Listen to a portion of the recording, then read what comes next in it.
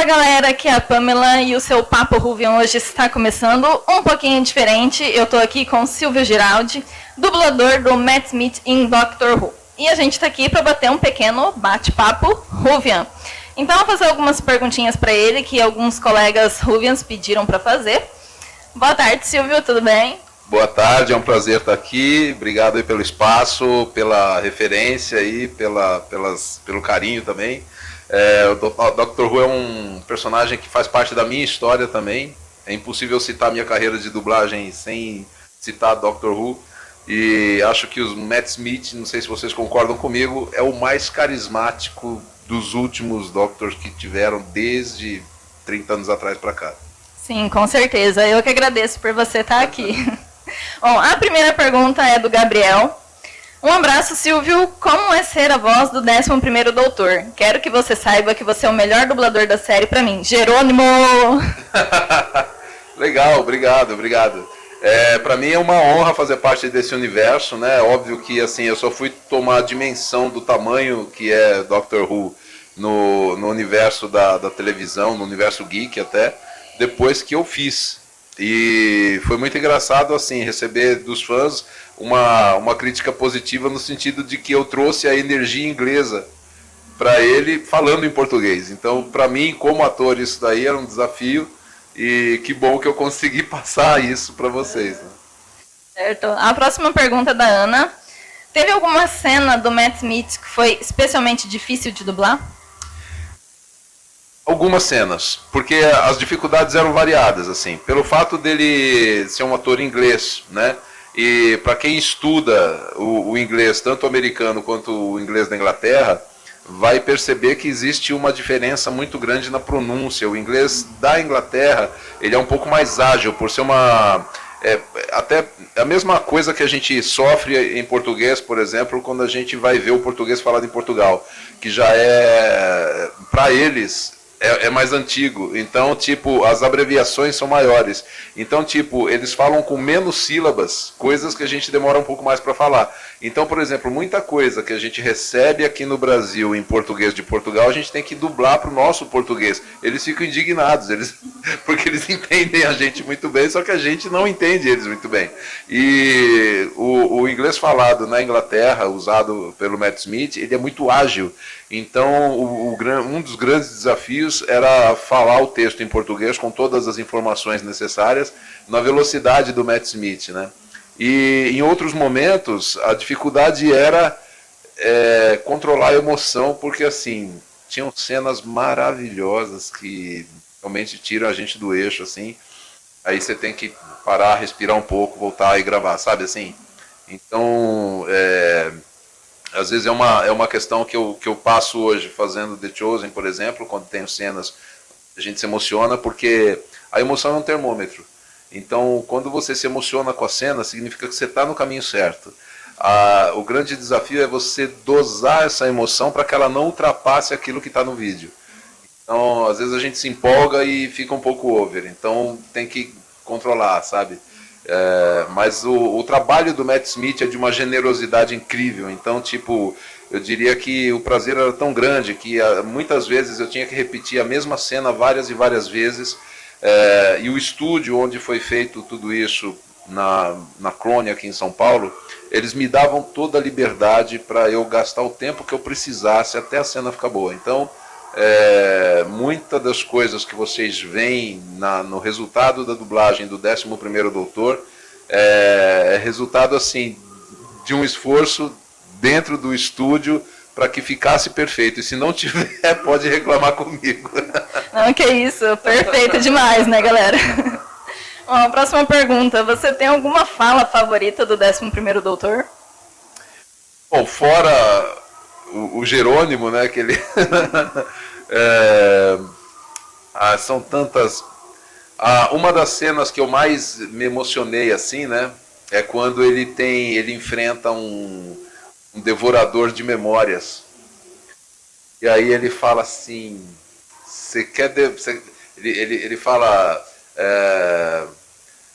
se você tem apetite, se você tem fome de memórias, pode vir, porque eu tenho muita coisa para você. Você não vai aguentar as coisas que eu tenho aqui dentro guardadas, né? Então, Pra mim essa fala foi de uma emoção tão grande assim que foi uma das cenas que eu tive que dar uma respirada e seguir em frente, sabe? Foi muito legal. Que bacana. A próxima pergunta, qual episódio você mais gostou de dublar? Olha, eu não sei se é pelo carisma da atriz que fez a Amy,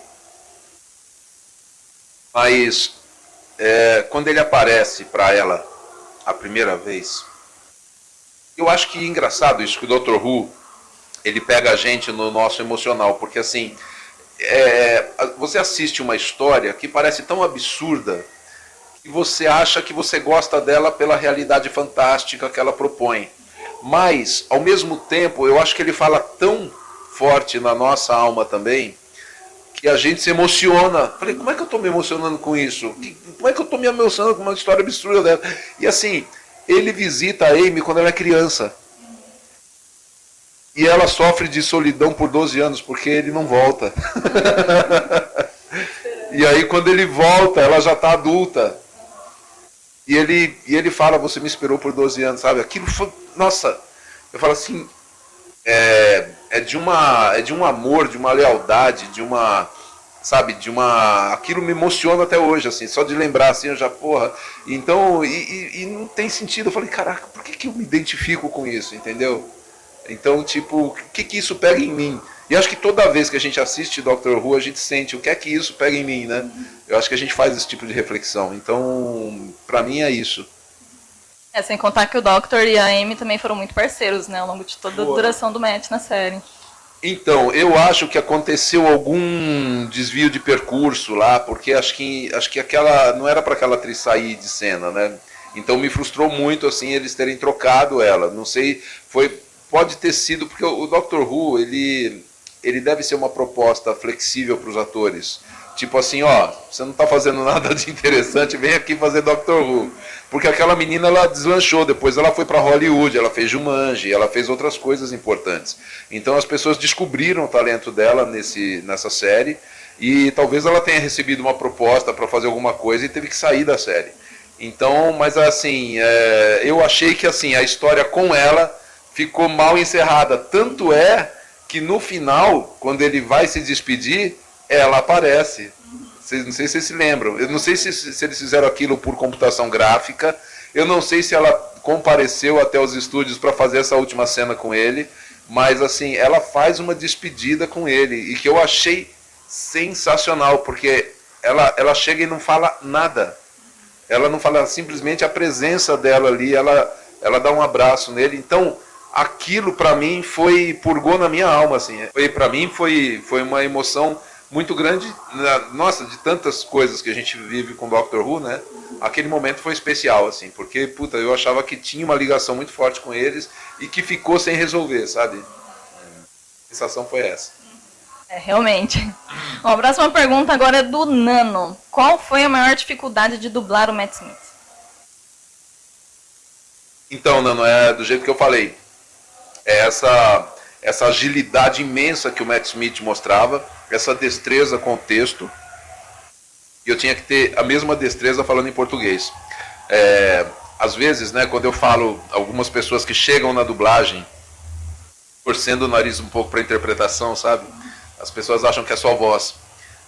As pessoas se preocupam muito se tem voz boa para dublar. E a dublagem precisa de todas as vozes, mas tem uma coisa que a dublagem precisa mais do que todas as vozes. A dublagem precisa de bons atores. A dublagem precisa de pessoas que falem o texto com verdade cênica, que acreditem naquilo que elas estão falando, porque é só assim que você consegue passar a emoção verdadeira de cada personagem. Então, o grande desafio, na verdade, o maior desafio com o Matt Smith era falar na velocidade dele, porque em termos de interpretação e verdade cênica, ele é de uma generosidade imensa. Então, assim, é só seguir o que ele está fazendo, é só copiar o que ele faz que a gente está no caminho certo. Mas falar com aquela velocidade era um desafio. Bom, próxima pergunta agora, do Lipe. Das temporadas do 11º Doutor, qual foi a sua favorita? E qual teve os episódios mais divertidos de dublar? Cada episódio era um desafio. Cada episódio era um desafio. Uma coisa que eu achei muito divertido, cara, que eu falei assim, nossa, tomara que eu não... É uma coisa assim que eu falei assim, cara, eu jamais ia querer estar num pesadelo desses. Que são as estátuas. Que quando você pisca, elas chegam mais perto. Então, tipo, você tem o desafio de não piscar. Porque se você piscar, elas se aproximam. Puta, aquilo... Nossa! Aquilo é de um desespero. Porque a gente fica na estante também, assim, eu dublando, eu falo assim, não posso piscar, não posso piscar. Bom, então acho que você já até respondeu a próxima pergunta também do Lipe, né? Que você teve algum episódio que você tenha dublado o doutor ou não que te assustou, te deixou com medo. Então foi Os Anjos Tomam uma Rata. Desesperador. Desesperador, realmente. Concordo. Bom, a próxima é do Gustavo. Você sente saudades de dublar o doutor? Sinto. Por conta de ter feito o Doctor Who, eu fui chamado para dublar o Matt Smith outras vezes. Acho que eu fiz mais uns 3 filmes com ele. Fora uma participação dele em reality show. Mas por ter feito o Doctor Who já há muito tempo, né? E um outro colega ter dublado ele no spin-off do Game of Thrones, né? Teve um cara do Rio que dublou. Acho que teve um outro filme também que ele foi vilão, que fizeram com ele. Então, tipo, hoje só o pessoal que é fã de Doctor Who associa o meu nome com o dele, né? E foi muito legal ter conhecido ele pessoalmente também. Eu paguei o meet and greeting para falar com ele, para tirar uma foto. E aí eu pude falar para ele que eu era a voz dele no Brasil. E foi muito legal, porque ele ficou tão feliz, ele me abraçava e apontava para as pessoas, ele é o doutor, ele é o doutor. Ele é uma simpatia de pessoa, também tive o prazer de conhecer ele lá em São Paulo. Bom, continuando então, as próximas perguntas agora são as minhas. Dos personagens que você já dublou, tem algum que você tenha gostado mais? Seja pelo carisma do personagem, pela dificuldade em dublar ou pela técnica utilizada? Então, eu diria que, assim, não que eu tenha gostado mais, mas que eu gostei tanto quanto, porque assim, eu gostei muito de fazer Doctor Who.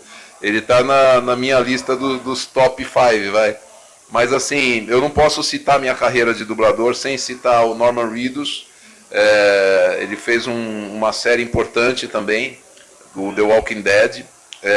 Fora a participação dele em The Walking Dead, a grande maioria das coisas que vem para o Brasil do Norman Reedus, não a totalidade das coisas que vem para o Brasil, eu sou chamado para fazer a voz dele. E isso para um dublador é muito difícil, você conseguir esse elo.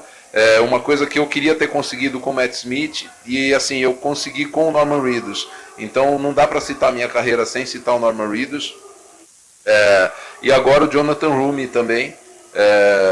Eu faço o seriado The Chosen, e já fiz um outro longa-metragem também, Jesus Revolution, que ele fez também a respeito da vida de um cristão, que é uma história baseada em fatos reais também. Então tem alguns personagens assim, fora os personagens de anime que o público adora também, o Shanks de One Piece, o Iruka de Naruto, o Inveja em Full Metal, o Speedwagon em Jojo, sabe? Então tem muito personagem importante que eu não posso deixar de fora, sabe? Sesshomaru e Inuyasha. Então, seria um pecado com esses caras, mas eu acho que todos eles fazem parte de uma mesma família de grandes personagens que eu me sinto privilegiado de poder fazer. E qual foi o personagem mais desafiador de dublar e por quê? Desafiador, eu diria, o Matt Smith teve esses grandes desafios que eu falei, né? Tanto pela velocidade quanto a interpretação e tudo. Eu acho que dublar Jesus acho que é o personagem mais importante da história da humanidade. Também tem o seu desafio, sabe? Quando eu precisei modificar um pouquinho o timbre da minha voz também para me adaptar de uma forma natural a fazer o Norman Reedus, por exemplo, foi um desafio grande também. Porque assim, eu olho para cada personagem e tento dar uma identidade própria na voz para cada um deles. Então, tipo, eu não gosto de ser visto como personagem, como o dublador de um personagem só. Né? Então, por exemplo, você tem, sei lá, uma vez me citaram um exemplo que às vezes eu não concordo muito, mas do John Wayne, que o John Wayne era o melhor cowboy do cinema. E se você colocasse ele para fazer qualquer outro personagem, ele era o cowboy, ele continuava sendo o cowboy. Então, assim, eu não quero ser o dublador de um personagem só. O grande desafio diário nosso é a gente se moldar a cada personagem que a gente faz. E eu sempre cobro isso quando eu estou na direção de dublagem. Eu acho que você pode doar um pouquinho de alguma coisa diferente sua para cada personagem que você faz. Por mais que ele tenha a sua faixa de voz, a sua idade, a sua faixa de idade, né, que a gente trabalha, mas às vezes ele é um pouco mais extrovertido, às vezes ele é um pouco mais arrogante, às vezes ele é um pouco mais calmo, às vezes é um pouco mais deprê, às vezes é um pouco mais feliz, um pouco mais alegre. Então, tipo, existe uma coisinha a mais que você pode colocar na voz para cada um deles. E acho que aí isso dá personalidade. Tanto é que assim, quando você entra nas redes sociais que eu tenho, onde aparece um pupurri dos personagens que eu dublo, as pessoas às vezes se admiram que o mesmo ator que faz o Pippin do Senhor dos Anéis faz o Vigia do What If, sabe? Então, eu acho isso maravilhoso. Assim, para mim, como dublador, é uma realização que o personagem seja reconhecido, não o dublador, sabe assim? As pessoas falam, pô, mas é ele que faz, entende? Então aí pra gente é irônico, mas é um elogio.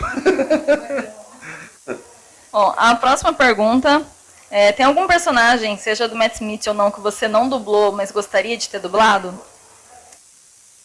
Não dublei, mas gostaria de ter dublado. Cara, eu tinha o sonho de dublar o Matt Damon, mas eu realizei já. Eu tem alguns atores assim que, putz, eu gosto muito. Eu já dublei Ben Stiller em alguns filmes, Steve Carell. Cara, às vezes eu vejo alguns personagens que eventualmente eu poderia ter sido chamado para dublar. Mas cara, eu sou tão feliz com as coisas que eu fiz. Às vezes eu acho que talvez fosse um pouco de pretensão da minha parte querer abraçar mais personagens ainda dos meus colegas e tudo, mas eu estou disponível. Eu queria, assim, eu dublo, por exemplo, eu dublei aqui uma novela mexicana chamada Coração Indomável. E eu dublei o Daniel Arenas. Dublei também uma outra novela que ele fez também, chamada Teresa. Ele é um ator, se não me engano ele é colombiano, mas aí ele aparece em algumas dessas novelas que é feita da América Latina. E é um cara bem carismático, assim. E de repente eu não fiz mais nada dele e gostaria de ter feito. Mas é um universo foi tão incrível ter feito, por exemplo, essa novela Coração Indomável, né? Que eu fiquei tão encantado com o trabalho da Ana Brenda, que era a atriz que fazia par romântico com ele, que depois eu acabei compondo uma música para Ana Brenda.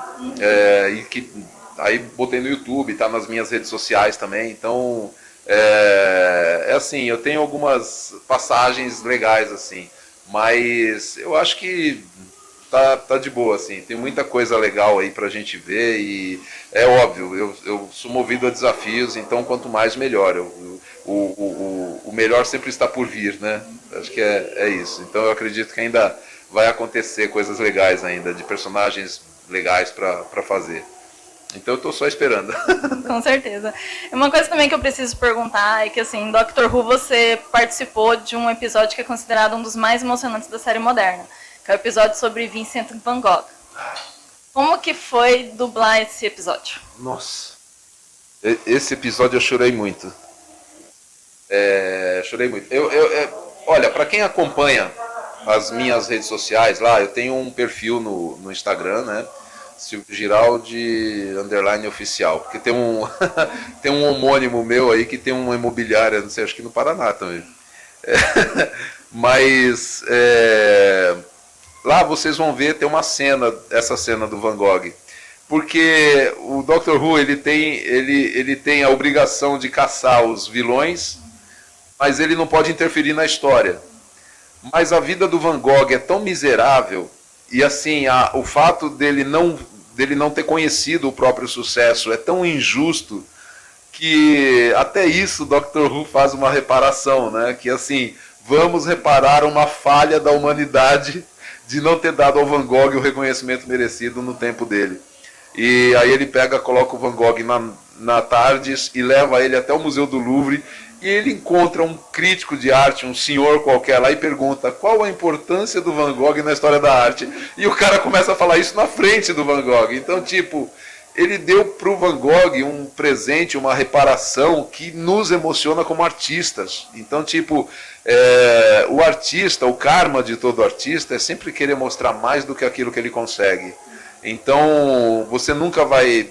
A nossa necessidade de atingir uma perfeição que é inatingível, ela acompanha a nossa vida. Então, tipo, você ter a justiça, uma reparação histórica, uma valorização de uma arte que não foi reconhecida no tempo dele, é um objeto de muita emoção para nós, entende? Então, tipo, ali eu vi... sabe, muitas coisas assim, sabe, eu revi minha história também como artista, porque o meu pai se recusou a me ajudar para ser ator, então eu tive que me virar, tive que me sustentar, porque o artista ele precisa batalhar mais do que qualquer outra profissão, sabe, porque é uma profissão que às vezes as pessoas não valorizam, né? Então é muito subjetivo tudo que vem da arte é tudo muito subjetivo. Eu posso achar um trabalho incrível e você, na sua opinião, você acha que não é. E a arte tem isso, né? Você pode achar que os quadros do Van Gogh são um lixo, e eu vou achar que eles são geniais. Então, infelizmente, a gente tem uma falta de critério que afeta nós como artistas, e esse episódio parece que trouxe uma justiça. É uma coisa assim, é uma catarse coletiva. Apesar de falar só do Van Gogh, mas eu acho que fala muito de todos nós como artistas. Sim, todo mundo acaba ganhando com esse episódio também. Sim. Né? Uhum. Bom, para encerrar, eu queria te pedir se você poderia falar algumas frases do doutor pra gente. Tem algumas aqui. Tem uma frase dele que ele fala... se prepare, porque eu estou só começando. Oi, eu sou o doutor. Tem essa coisa de se apresentar, né? Quando ele fala o célebre grito dele, né? Quando ele fala, se prepare, Jerônimo! Aí vai. Certo. Eu queria te pedir para você falar uma aqui, que é essa daqui. Ótimo, puta, que frase legal essa, eu lembro dela. Em 900 anos de tempo e espaço, eu nunca conheci alguém que não fosse importante. A última, essa daqui não poderia faltar. Essa é ótima. Gravatas borboletas são legais.